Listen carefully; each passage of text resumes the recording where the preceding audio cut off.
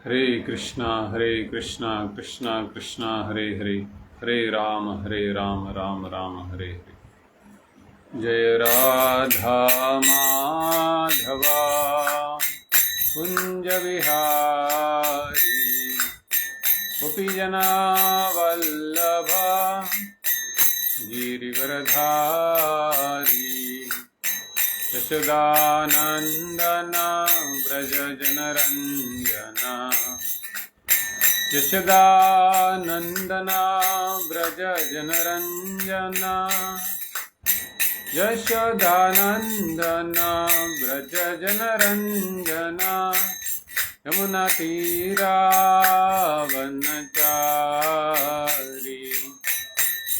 जय राधा माधवा कुंज बिहारी। जय श्री कृष्ण चैतन्य प्रभु नित्यानंद, श्री अद्वैत गदाधर श्रीवासादि गौरा भक्तवृंद। हरे कृष्णा कृष्णा कृष्णा हरे हरे, हरे राम राम राम हरे हरे। हरे कृष्णा कृष्णा कृष्णा हरे हरे, हरे राम राम राम हरे हरे। हरे कृष्णा कृष्णा कृष्णा हरे हरे, हरे राम राम राम हरे हरे। हरे कृष्णा कृष्णा कृष्णा हरे हरे, हरे राम राम राम हरे हरे। जय प्रभुपदा जय प्रभुपदा, प्रभुपदा जय प्रभुपदा। साई गौरा हरि बोल हरि बोल, हरि बोल निताई गौर हरि बोल। शिला प्रभुपाद की जय, अनंत कोटि वैष्णव वृंद की जय। हरे कृष्णा। ओम नमो भगवते वासुदेवाय, ओम नमो भगवते वासुदेवाय, ओम नमो भगवते वासुदेवाय। नारायणं नमस्कृत्यं नरं चैव नरोत्तमं, देवीं सरस्वतीं व्यासं ततो जयमुदीरयेत्। नष्टप्रायेषु अभद्रेषु नित्यं भागवत सेवया, भगवती उत्तमश्लोके भक्तिर्भवति नैष्ठिकी। कृष्णाय वासुदेवाय देवकी नंदनाय च, नंदगोपकुमाराय गोविंदाय नमो नमः। आज हम श्रीमद् भागवतम छठा स्कंद अध्याय क्रमांक 5 प्रजापति दक्ष द्वारा नारद मुनि को शाप, इस अध्याय से 23वां श्लोक पढ़ रहे हैं। श्लोक इस प्रकार से है। नाशम निशम्य पुत्राणाम नारदात् शीलशालिनाम, अन्वतप्यत कह शोचन सुप्रजस्त्वं शुचाम पदम। शब्दशः अर्थ, अनुवाद तथा तात्पर्य कृष्ण कृपा श्रीमूर्ति अभयचरणारविंद भक्तिवेदांत स्वामी महाराज श्रील प्रभुपाद जी द्वारा। नाशम हानि, निशम्य सुनकर, पुत्राणाम अपने पुत्रों की, नारदात नारद से, शीलशालिनाम सुशील व्यक्तियों में सर्वश्रेष्ठ, अन्वताप्यत सहन किया, कह प्रजापति दक्ष शोचन शोक करते हुए, सुप्रजस्त्वम 10,000 सुशील पुत्रों वाला, शुचाम शोक का, पदम स्थान। अनुवाद। प्रजापति दक्ष के पुत्र हर्यश्व अत्यंत सुशील सुसंस्कृत पुत्र थे, किंतु दुर्भाग्यवश नारद मुनि के उपदेशों से वे अपने पिता के आदेश से विपथ हो गए। जब दक्ष ने यह समाचार सुना जिसे उन तक नारद मुनि लाए थे, तो वे पश्चाताप करने लगे। यद्यपि वे ऐसे उत्तम पुत्रों के पिता थे, किंतु वे सब उनके हाथ से निकल चुके थे। निश्चय ही यह शोचनीय था।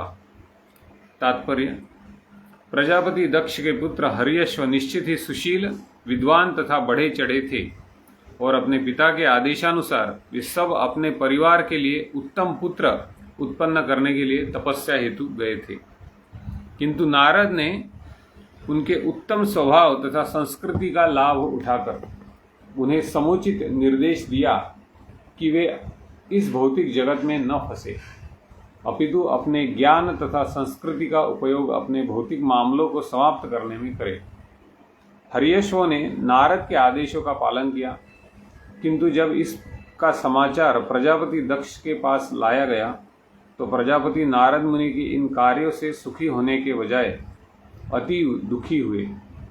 इसी तरह हम अधिक से अधिक युवाओं को उनके परम लाभ हेतु कृष्ण भावनामृत आंदोलन में लाने का प्रयास कर रहे हैं, किंतु इस आंदोलन में शरीक होने वाले युवकों के माता पिता अत्यधिक दुखी होने से शोक कर रहे हैं और इसके विरुद्ध प्रचार कर रहे हैं।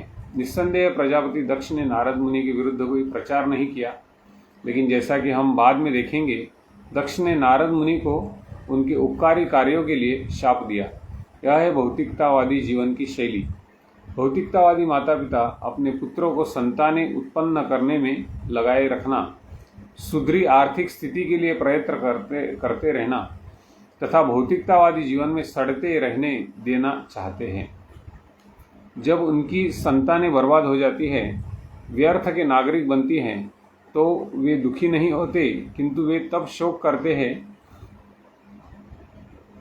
जब वे जीवन के चरम लक्ष्य को प्राप्त करने के लिए कृष्ण भावनामृत आंदोलन में शरीक हो जाते हैं। माता पिताओं तथा कृष्ण भावनामृत आंदोलन के बीच यह शत्रुता सनातन काल से चली आ रही है। यहाँ तक कि नारद मुनि की निंदा की गई, तो अन्यों के विषय में क्या कहा जाए। फिर भी नारद मुनि कभी अपने मिशन को नहीं त्यागते। यथासंभव पतितात्माओं का उद्धार करने के लिए वे अपनी वीणा बजाते रहते हैं और हरे कृष्ण कृष्ण कृष्ण हरे हरे, हरे राम राम राम हरे हरे की दिव्य ध्वनि का उच्चारण करते रहते हैं। ओम अज्ञानतिमिरान्धस्य ज्ञानाञ्जनशलाकया चक्षुरुन्मिलितं येन तस्मै श्रीगुरवे नमः। नमः ओं विष्णुपादाय कृष्णप्रेष्ठाय भूतले श्रीमते भक्तिवेदांत स्वामिनिति नामिने। नमस्ते सारस्वती देवे गौरवाणी प्रचारिणे निर्विशेष शून्यवादी पाश्चात्यदेशतारिणे। वाञ्छाकल्पतरुभ्यश्च कृपा सिन्धुभ्य एव च पतितानां पावनेभ्यो वैष्णवेभ्यो नमो नमः। जय श्री कृष्ण चैतन्य प्रभु नित्यानंद, श्री अद्वैत गदाधर श्रीवासादि गौर भक्तवृंद। हरे कृष्णा कृष्ण कृष्ण हरे हरे, हरे राम राम राम हरे हरे। इस छठे स्कंध में हम चौथे अध्याय से पढ़ते आ रहे हैं किस प्रकार से प्रजापति दक्ष ने, जो प्रचेताओं के पुत्र थे, प्रजापति दक्ष ने अघमर्षण पर्वत में जाकर कड़ी तपस्या की थी, भगवान विष्णु को संतुष्ट किया था, हंस गुह्य प्रार्थनाएं अर्पण की थी। भगवान विष्णु ने उनकी इच्छा पूर्ण की। प्रजापति दक्ष को संतति उत्पत्ति के लिए उन्होंने एक पत्नी प्रदान की और फिर प्रजापति दक्ष ने जो पहले अपने 10,000 पुत्रों को जन्म दिया था उनकी पत्नी के गर्भ से, उनका नाम हर्यश्व है और उनकी पत्नी का नाम था पांचजनी, प्रजापति दक्ष की पत्नी का नाम। और इस प्रकार से जो हर्यश्व पुत्रों का जन्म हुआ था वो बहुत ही सुशील और समशील और समचरित्र के पुत्र थे। और उनको उनके पिता ने, दक्ष प्रजापति ने आदेश दिया कि अभी जाओ और तुम तपस्या करो, अपने जीवन की शुद्धि करो, उसके बाद तुम जो भगवान की सेवा है, संतति उत्पत्ति की सेवा, वो तुम स्वीकार सकते हो। तो हर्यश्व अपने पिता के आदेश के अनुसार सिंधु नदी के तट पर जाकर तपस्या किए, जहाँ पर एक नारायण सरस नाम की जगह है और बहुत ही पवित्र तालाब है, जहाँ पर बड़े संत महात्मा निवास करते हैं। उनके संगति में हर्यश्व गणों ने वहाँ के पवित्र जल में स्नान किया, तो सब उनका जो दूषण है वह नष्ट हो गया और उनके हृदय में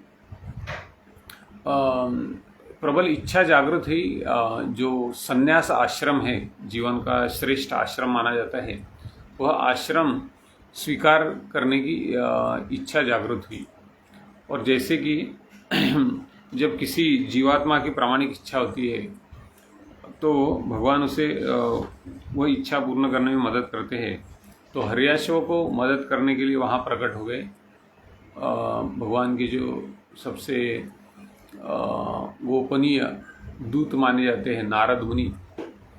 जो कोई भी व्यक्ति अगर भगवत भक्ति में इच्छा रखता है, प्रामाणिक इच्छा है, तो नारद मुनि उसे मार्गदर्शन करते हैं और अपनी कृपा प्रदान करते हैं। तो नारद मुनि वहाँ पर आए और उन्होंने देखा कि ये बच्चे तो मतलब संतति प्राप्ति के लिए इतना कठोर तपस्या कर रहे हैं, तो इनको इस भौतिक जो जंजाल है इससे मुक्त ही किया जाए, यही इनके लिए बेहतर होगा। तो नारद मुनि ने हर्यश्व को जो जीवन का सर्वोच्च ध्येय है उसका ज्ञान प्रदान किया और उनको सर्वसाधारण जो जन सामान्य लोग हैं उनके तरह केवल बच्चे पैदा करना ये जीवन का उद्देश्य बनाना योग्य नहीं, ये समझाया। इस प्रकार से और ये किया नारद मुनि ने एक रूपक कथा के माध्यम से। और हर्यश्व जो बहुत ही बुद्धिमान थे, वो नारद मुनि की रूपक कथा जो 4 श्लोकों में नारद मुनि ने बताई, उस कथा से ही उन्हें समझ गया कि जीवन का जो सार है वो भगवान विष्णु, भगवान नारायण की सेवा भक्ति करना है और इस भव संसार से विमुक्त होकर भगवान के आध्यात्मिक जगत को प्राप्त करना है।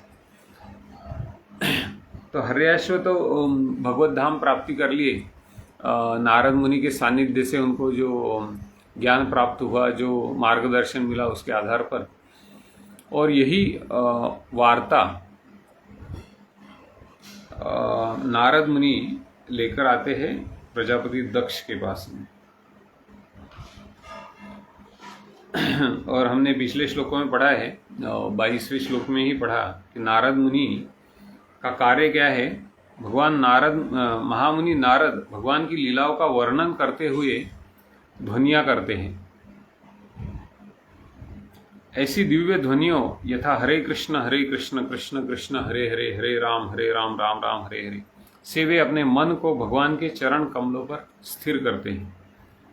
इस तरह वे इंद्रिय के स्वामी ऋषिकेश का प्रत्यक्ष दर्शन करते हैं। हर्यश्व का उद्धार करने के बाद नारद मुनि ने अपने मन को भगवान के चरण कमलों में स्थिर करके सारे लोकों में अपनी यात्रा जारी रखी और वह आ गए प्रजापति दक्ष के पास उनको संदेश देने कि तुम्हारे पुत्रों ने भगवत धाम प्राप्ति कर ली है। तो यहाँ पर प्रजापति दक्ष का शोक व्यक्त किया गया है इस श्लोक में। इधर बोलते हैं कि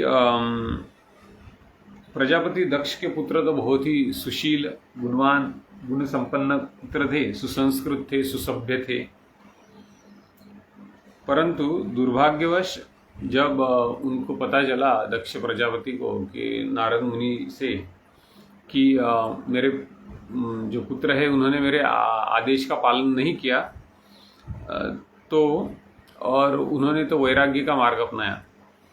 तो दक्ष बहुत पश्चाताप करने लगे। उनको ऐसे लगा कि मेरे बच्चे मेरे हाथ से चले गए।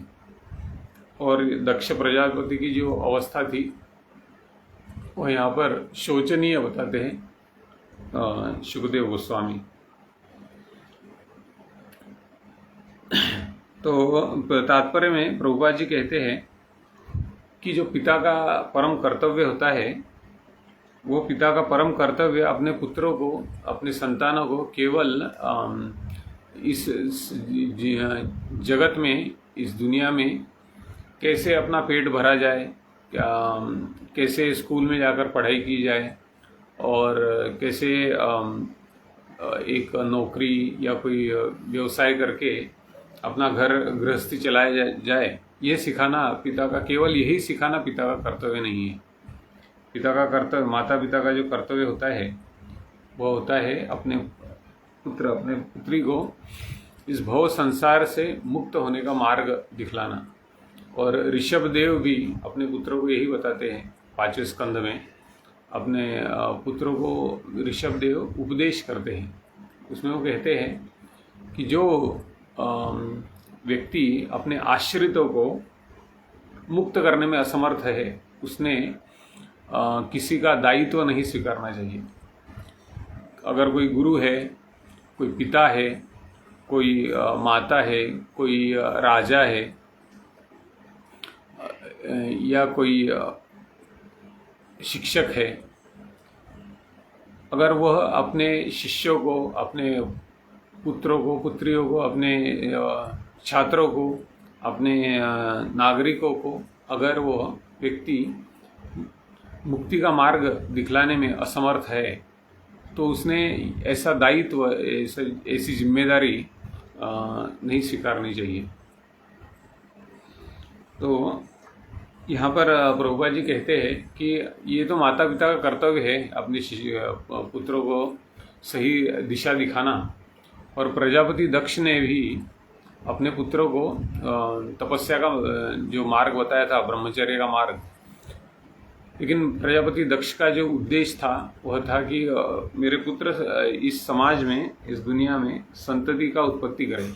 क्योंकि प्रजापति, दक्ष का नाम ही प्रजापति था। प्रजा का इस जो संख्या है वह बढ़ाने के लिए दक्ष का जन्म हुआ था और उसकी अपेक्षा भी थी कि मेरे पुत्र भी मेरा ये जो कार्य है वो आगे जारी रखे। और इसीलिए प्रजापति दक्ष का नाम दक्ष पड़ा है, क्योंकि वो बहुत निपुण है प्रजा का प्रजनन करने में, जीवों का प्रजनन करने में। परंतु जब नारद मुनि ने हर्यश्व को बताया कि देखिए आपके पिताजी ने तो आपको उपदेश दिया है कि संतति उत्पत्ति करना है आपको, लेकिन उनका जो सही, जो असली, जो सबसे महत्वपूर्ण उपदेश है वह आप समझे ही नहीं तुम्हारे पिता का। वह है कि भगवान नारायण की, भगवान विष्णु की भक्ति करना। और ऐसा जब ज्ञान नारद मुनि ने दिया, और कोई कहेगा कि नारद मुनि ने उनका मति भ्रष्ट कर दिया, लेकिन हम पहले ही पढ़ा है कि हर्यश्व को जो ऐसा जीवन है, जो विरक्त जीवन, वो पहले से ही पसंद आ गया था, क्योंकि उनका हृदय शुद्धि हो गया था। उन्होंने तपस्या किया, ध्यान किया और तप किया, तो उसके कारण जो हृदय शुद्धि हुआ तो उनका रस जो था संतति उत्पत्ति में, प्रजनन में, वो रस कम हो गया, उनको उसमें इच्छा थी नहीं। तो नारद मुनि ने उनको सही मार्गदर्शन किया। तो उसमें नारद मुनि का यहाँ पर दोष नहीं है। और प्रभुपाद जी भी बोलते हैं कि जब कोई प्रचारक किसी को उपदेश करता है या फिर मार्गदर्शन करता है कृष्ण भक्ति का अनुशीलन करने का, तो लोग उस व्यक्ति पर चिढ़ जाते हैं कि इसने मेरे बेटे को, मेरे बेटी को भ्रष्ट कर दिया। हमारा तो संसार पूरा अच्छा था, हम अच्छे से सुख शांति से जी रहे थे, हमारा बेटा, हमारी बेटी सुनती थी हमारी बात, और अभी वो हमारी बात नहीं सुनता है। तो यहाँ पर प्रभुपाद जी कहते हैं कि माता पिता का जो कर्तव्य है वो उनको पता नहीं है कि सही कर्तव्य क्या है। अगर दूसरा व्यक्ति उनका कोई कर्तव्य पालन में मदद करता है तो उस पर भी लोग अपनी अपनी भड़ास निकालते हैं। और प्रभुपाद जी कहते हैं कि ये जो संघर्ष है माता पिताओं तथा कृष्ण भावनामृत आंदोलन के बीच, यह संघर्ष सनातन काल से चली आ रही है। तो नारद मुनि को भी निंदा का विषय बनना पड़ा। और किसने निंदा की? दक्ष प्रजापति ने, जो पूर्व जन्म में ब्रह्मा जी के पुत्र थे।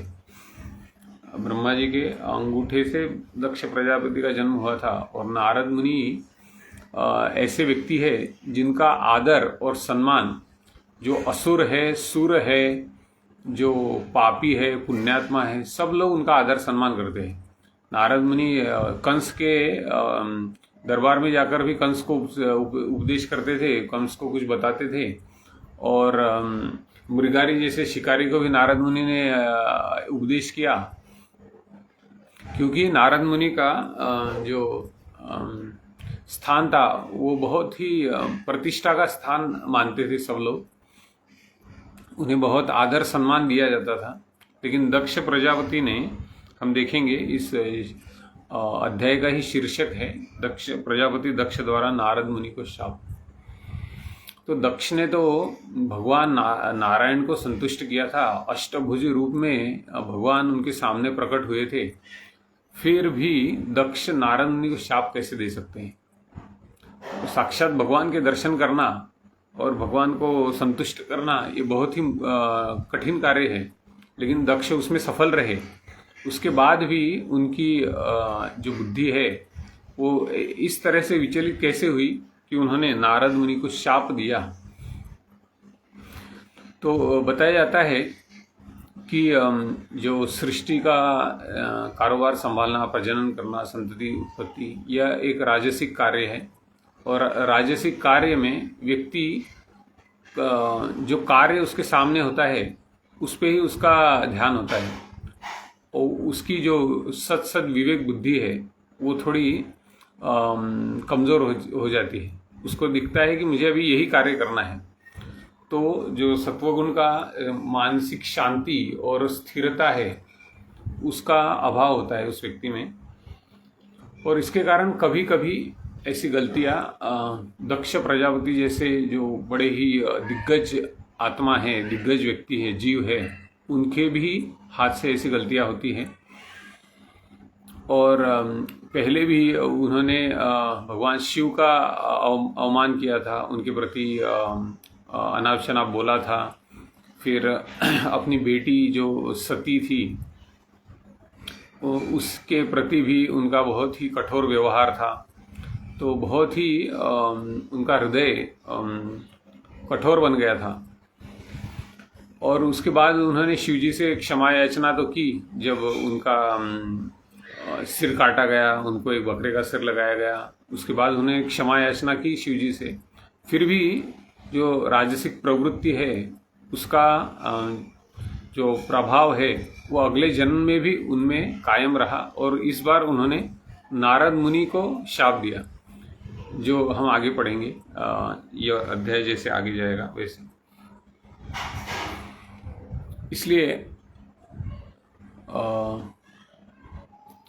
बहुत ही सतर्क रहना आवश्यक होता है जब भी कोई व्यक्ति इस प्रकार से कार्य करता है। हम देखते हैं ब्रह्म विमोहन लीला हुई, दशम स्कंद में हम पढ़ते हैं। ब्रह्मदेव भी, ब्रह्मा जी जो सबसे बुद्धिमान व्यक्ति माने जाते हैं, इस विश्व के निर्माता कहलाए जाते हैं। भगवान गर्भदक्षाई विष्णु के बाद ब्रह्मा जी के पास इतनी शक्ति है कि वो इस विश्व का रचना कर सके। और वो भी भ्रमित हो गए क्योंकि अपनी रचना के, इस सृष्टि के निर्माण कार्य में, इस सृष्टि के विधाता के रूप में वो इतने ग्रस्त हो गए थे कि वो भगवान श्री कृष्ण की जो सर्वश्रेष्ठता है, महिमा है, वो जानने में भूल कर गए। तो एक बड़ा जब अहुदा बड़ा पद मिलता है व्यक्ति को, तो उसके साथ आने वाले कुछ जो ये सब चीज़ें आती है, मान प्रतिष्ठा, गर्व आता है व्यक्ति के हृदय में उत्पन्न होता है। उसके कारण व्यक्ति को लगता है कि जो मैं कार्य कर रहा हूँ वही सबसे ज़रूरी है इस दुनिया में। मैं जो कार्य कर रहा हूँ, भगवान विष्णु ने तो मुझे वरदान दिया है कि इस दुनिया में मुझे संतति का उत्पत्ति करना है और मैं भगवान विष्णु की सेवा कर रहा हूँ। तो जो भी व्यक्ति मेरे सामने आएगा उसमें विघ्न बाधा उत्पन्न करेगा, उसको कुछ भी उसके साथ कैसा भी व्यवहार करने के लिए, उसको कुछ भी बोलने के लिए मैं तैयार हूँ और मुझे वह अधिकार है। तो दक्ष प्रजापति का यह जो भावना थी वह कुछ इस प्रकार से थी कि मैं भी भगवान विष्णु का सेवा ही कर रहा हूँ और ये नारद मुनि कौन होते हैं? मेरे बच्चों को उकसाने वाले। और फिर नारद मुनि को भी बताते हो कि आपने तो मेरे बच्चों को इस दुनिया का जो रीत है वही समझने नहीं दिया। अगर उन्होंने इस प्रपंच का जो रीत है वही नहीं समझा तो वैरागी भी कैसे बनेंगे? वो वैराग्य में भी उनका जो दृढ़ निष्ठा है वह नहीं रहेगा। भगवान कृष्ण की भक्ति भी पूरी अच्छे से नहीं कर सकेंगे। ऐसा एक तर्क दिया था। तो दक्ष को लग रहा था कि मैं जो तर्क दे रहा हूँ, मेरा जो दृष्टिकोण है वही परिपूर्ण दृष्टिकोण है। और उसके कारण उन्होंने नारद मुनि को अलग अलग प्रकार से अपशब्द कहे, उनको शाप भी दिया कि जिस प्रकार से तुमने मेरे बच्चे को बेघर कर दिया, मुझे बच्चों से विहीन कर दिया, तुम एक जगह पर कभी रुक नहीं सकोगे, आप एक जगह पर कभी रुक नहीं सकेंगे। तो नारद मुनि इस शाप का लाभ लेकर वो पूरी दुनिया में घूमते रहते हैं, भगवान श्री कृष्ण का नाम उच्चारण करते रहते हैं। और हम यहाँ पर देखते हैं, अगर किसी ने, नारद मुनि ने प्रचार किया हर्यशों को, प्रजापति दक्ष के पुत्रों को, तो कोई बोलेगा कि नारद मुनि क्यों गए उनके पास वापस उनको बताने के लिए। तो नारद मुनि का जो चरित्र है बहुत ही शुद्ध, सीधा साधा, सरल चरित्र है। उनको ऐसा नहीं लगा कि मैंने दक्ष को वंचित कर दिया उनके पुत्रों से। वो नारद मुनि सोचते हैं कि इनके पुत्रों को तो जीवन का लक्ष्य प्राप्त हो गया, अभी मैं ये दक्ष को बताना चाहिए। और इसीलिए नारद मुनि दक्ष के पास जाकर यही वार्ता सुनाते हैं कि देखिए, आपके पुत्र को आपने भेजा था, लेकिन आपका जो मानस था वो पूर्ण नहीं कर सके, क्योंकि उनको इस जीवन में रुचि नहीं था। उनका आत्मशुद्धि हो गया, हृदय शुद्धि हो गया, भगवान नारायण का आश्रय प्राप्त हो गया उन्हें। तो इस प्रकार से नारद मुनि का जो कार्य है उस पर प्रभुपाद जी इधर बताते हैं कि यथासंभव पतितात्माओं का उद्धार करने के लिए वे अपनी वीणा बजाते रहते हैं। नारद मुनि अपने वीणा बजाते रहते हैं और पतितात्माओं का उद्धार करने के लिए तैयार रहते हैं। हरे कृष्ण कृष्ण कृष्ण हरे हरे, हरे राम राम राम हरे हरे की दिव्य ध्वनि का उच्चारण करते रहते हैं। नाशम निशम्य पुत्राणाम नारदाद शीलशालिनाम अन्वतप्यत कह शोचन सुप्रजस्त्वम शुचाम पदम। तो दक्ष प्रजापति को एक दो नहीं, बहुत ही सुशील गुणवान ऐसे 10,000 पुत्र थे। तो एक पुत्र जब चला जाए तो व्यक्ति को कितना शोक होता है, हम विचार कर सकते हैं। 10,000 पुत्र दक्ष प्रजापति के जो सुशील गुणवान गुण संपन्न थे, वह जब उनके हाथ से निकल चुके तो बहुत उनको शोक हुआ। और इस शोक में हम देखेंगे कि आगे फिर अगले श्लोक में ब्रह्मदेव उन्हें बताते हैं कि ठीक है, आप शोक मत करिए और पुत्रों की उत्पत्ति करिए और संतति उत्पत्ति करिए और उन्हें आप नियुक्त करिए जनसंख्या बढ़ाने में। यहाँ पर हम रुकते हैं। ग्रंथराज श्रीमद् भागवतम की जय, श्रील प्रभुपाद की जय, अनंत कोटि वैष्णव वृंद की जय। हरे कृष्णा।